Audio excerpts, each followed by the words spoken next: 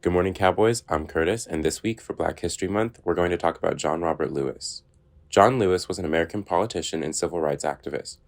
Born on February 21st, 1940, Lewis was the third of 10 children and grew up in Alabama with the desire to one day become a preacher.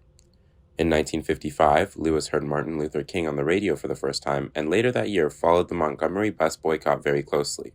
While in college, Lewis became a civil rights activist and he organized sit-ins at segregated lunch counters in Nashville and took part in many other civil rights activities as part of the Nashville student movement.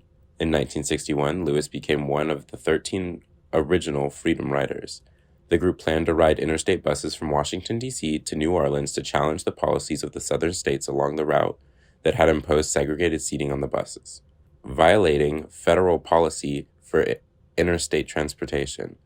During these protests, Lewis rose to be one of the 6 main activists for the civil rights and worked alongside Martin Luther King to fight the injustice. In 1986, after losing 9 years earlier, Lewis ran for a U.S. House seat on the Democratic ticket and won in an upset. He was reelected 18 times after gaining his seat initially and stayed in Congress until 2020 when he sadly passed to pancreatic cancer.